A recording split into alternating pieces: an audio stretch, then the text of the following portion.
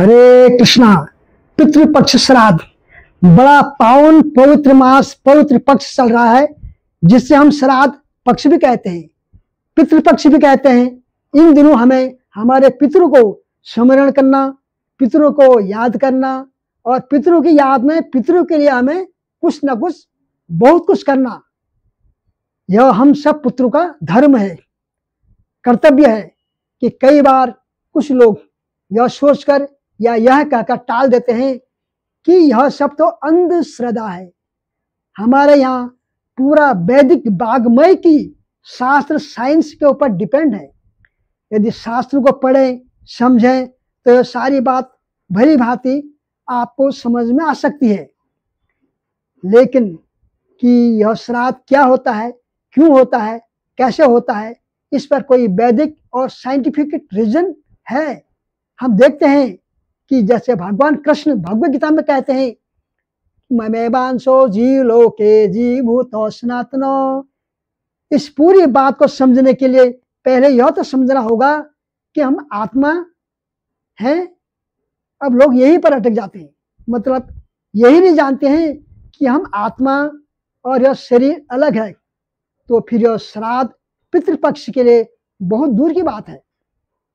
सबसे पहले हम आत्मा है और यह जो शरीर है यह पूर्व जन्म के कर्मों के अनुसार हमें प्राप्त हुआ है।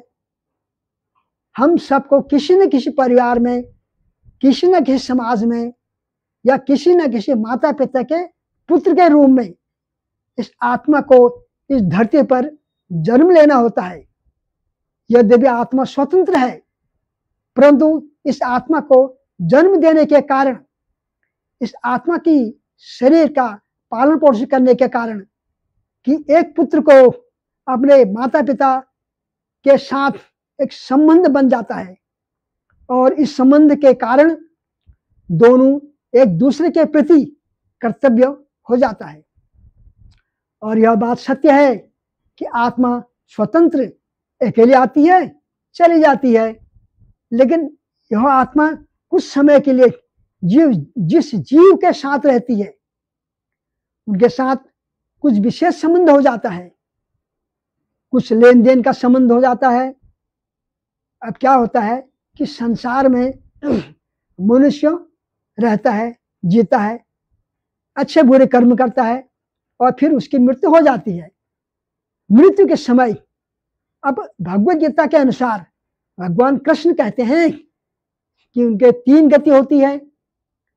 यदि उस व्यक्ति ने अपने जीवन में अच्छे कर्म किए हैं, यदि उस व्यक्ति ने अपने जीवन में पाप नहीं किया है और यदि पाप किया है लेकिन पाप का प्रायश्चित कर लिया है और साथ ही साथ भजन भक्ति करके यदि किसी ने मुझसे प्रेम, भगवान कह रहे प्रेम स्थापित कर दिया है, तो वह जीव मरने के बाद ऊपर के लोग यानी उधर लोग, वो लोग वृंदावन में जाता है।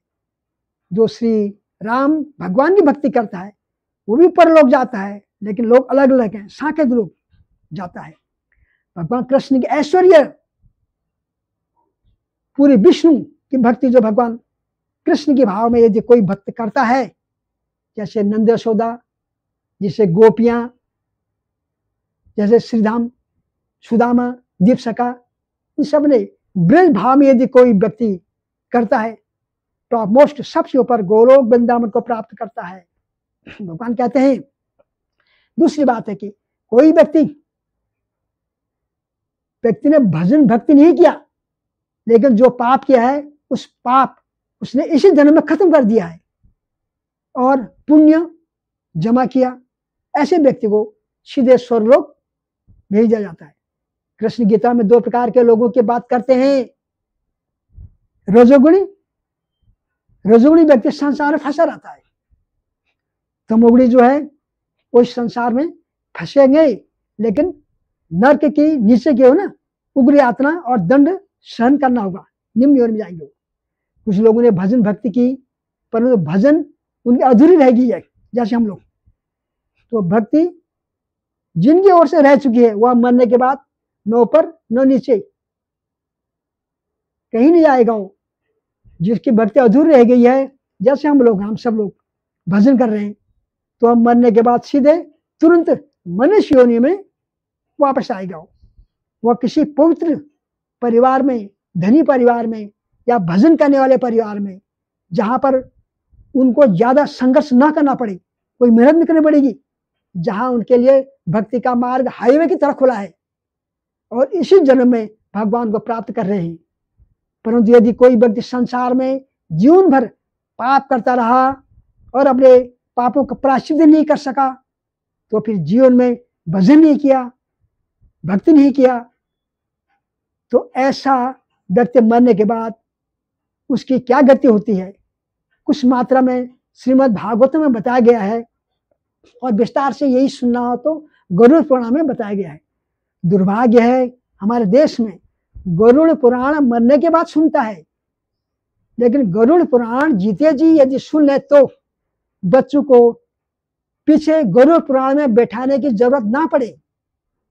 गरुड़ पुराण में भगवान विष्णु ने गरुड़ जी को बड़े विस्तार से मानव धर्म का, मानव की अवस्थाओं का वर्णन विस्तार से किया है। उनमें से कुछ बातें और भागवत की कुछ बातें मिलाकर एक साधारण रूप से आपके बीच में यदि प्रस्तुत करूं, यह तो सर्वप्रथम जीव जब अपना प्राण त्यागता है तो प्राण त्यागने के 12 दिन या 14 दिन जो है तक वह जीव इसी संसार में रहता है और 13वें दिन उनका 13वां होता है। शरीर से जब आत्मा निकलती है, यह पंचभूत महाभूत जो है जिसे बना हुआ है ना, शरीर पृथ्वी अग्नि वायु जल जिसे भी है, इस महापंचभूत के शरीर में 5 सूक्ष्म मन बुद्धि अहंकार आत्मा परमात्मा 5 सूक्ष्म है तो दिखाई नहीं देते। आत्मा परमात्मा और मन बुद्धि अहंकार को लेकर निकल जाता है, यह शरीर गिर जाता है, इसी का नाम मृत्यु हो जाता है। आत्मा परमात्मा मन बुद्धि अहंकार यह 5 वस्तु निकलती है। हम कहते हैं आत्मा गया, आत्मा गया नहीं, आत्मा के साथ परमात्मा और उसी के साथ साथ मन बुद्धि अहंकार जाते हैं। एक बात याद रखिए, शरीर बदलते रहेंगे, मन बुद्धि अहंकार वही साथ साथ जाते रहेंगे, चाहे कोई भी शरीर मिलेगा आपको। इसलिए जन्म से कुछ लोगों के मन में अच्छे विचार, बुरे विचार, ऐसे बातें जो इस जीवन में कभी नहीं देखी हो, क्योंकि पूरा जीवन अनंत जन्मों से भटकते हुए इसलिए साथ में रहता है मन बुद्धि और आत्मा परमात्मा। आत्मा परमात्मा निकल जाए अब उसको निकाला जाता है। जो व्यक्ति अपने जीवन में भजन नहीं करता, पाप करता है, उसे अंत में शरीर से निकालने के लिए यमराज के दूत आते हैं। अपने जीवन में पाप मनसा, पाप कौन सा, मनसा वाचा कर्मणा 3 रूप से करता है। वह भी लिखा हुआ है कि यमराज के दूत जिनको लेने आते हैं वही उसको देख सकता है और कोई नहीं देख सकता है।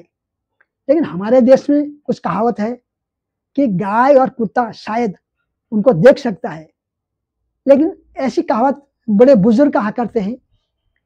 तो यमराज के 3 दूत आते हैं, मन बुद्धि अहंकार है ना, और जबरदस्ती खींचकर ले जाते हैं। अब वह बुढ़ा भी ठीक से बोल नहीं पाता, खा नहीं सकता है, सुन नहीं सकता है, देख नहीं सकता है, फिर भी मरने की इच्छा नहीं होती है। उस समय सबसे बड़ा कष्ट होता है और दुख होता है। जिसने वह दुख, वह कष्ट और भयंकर यमराज के दूत को देखा है और उसे देखकर वह डर के कारण उनकी आंखें फटी रह जाती हैं, शरीर से पसीना निकलता और शरीर में मल मूत्र भी निकल जाता है डर के मारे। तो समझना चाहिए उसने यमराज के दूत को देखा है। कई बार किसी व्यक्ति की मृत्यु हो तो आप देख सकते हैं इस प्रकार की क्रिया हुई होगी, तो समझ लेना उसने यमराज के दूत को देखा है। इसका प्रमाण यह है कि यमराज के दूत जिसको लेने के लिए आते हैं उनके प्राण कमर के नीचे के भागों से जाते हैं और ऊपर से उनके जाते हैं, और उनके नाक कान आंख जो भी है मुंह, ये वो लोग ऊपर की लोग को जाते हैं।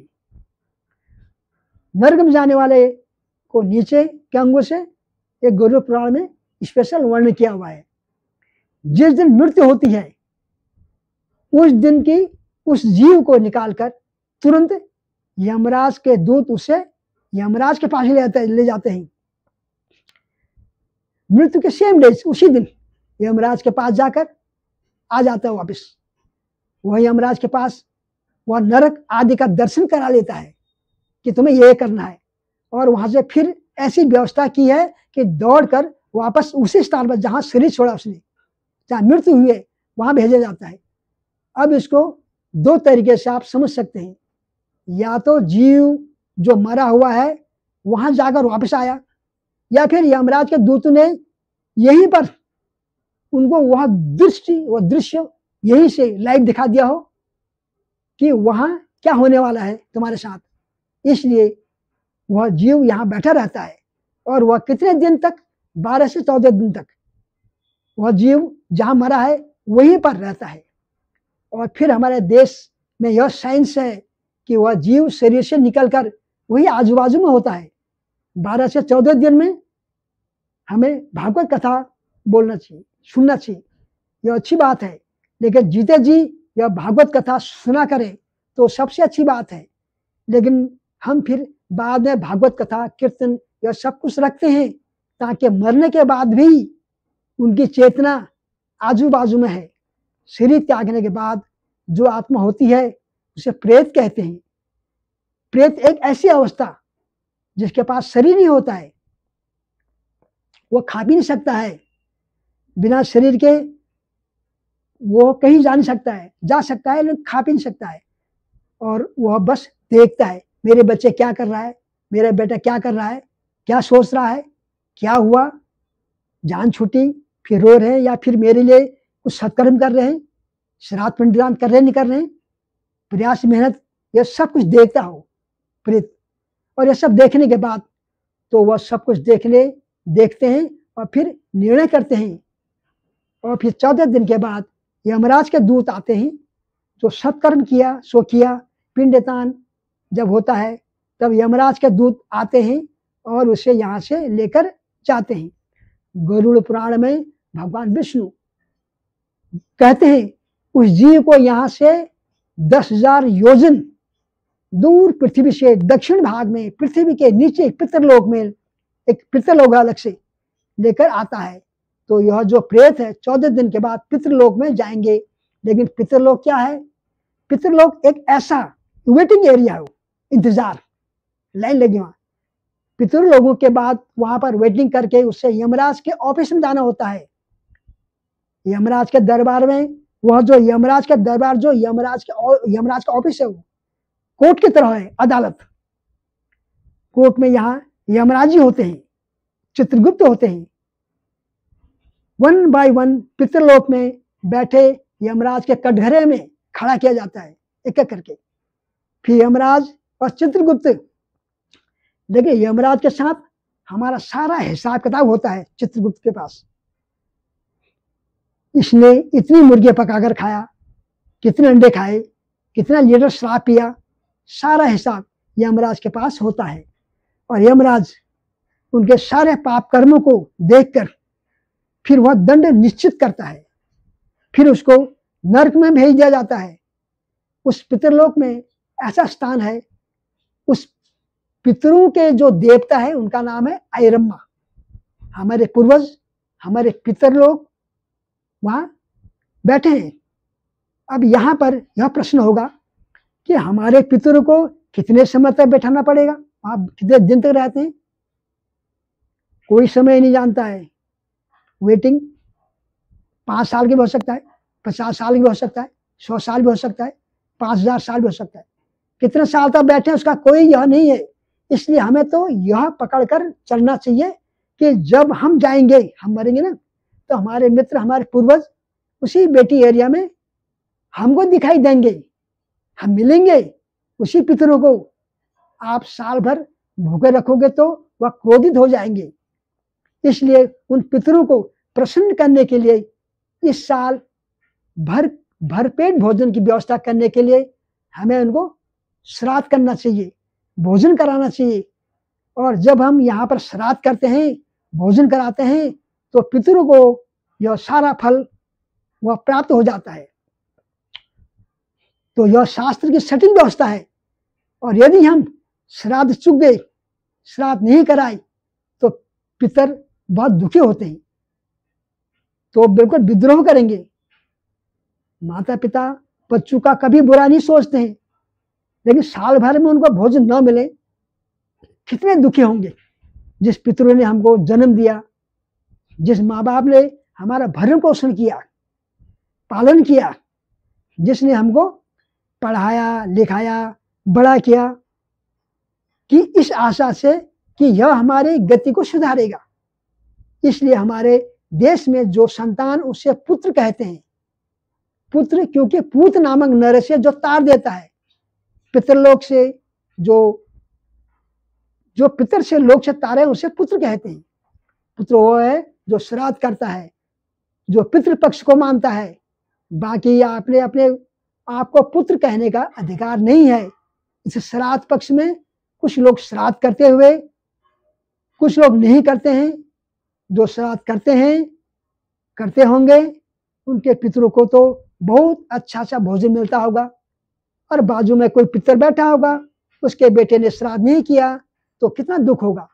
हमें हमारे पितरों का श्राद्ध जोर शोर से करना चाहिए कि वह भी खाए, और पितृलोक में जो श्राद्ध नहीं किए, जिनके बच्चों ने श्राद्ध नहीं किया, उसको भी खाए, वो भी खाए। पितृलोक में हमारे पिता और पितर सहित फीस्ट बनाए, लो फीस्ट बनाए, पार्टी, वह खुद भी आनंद कराएं और दूसरों को भी आनंद कराएं। तो यह है श्राद्ध का महत्व। हरे कृष्ण।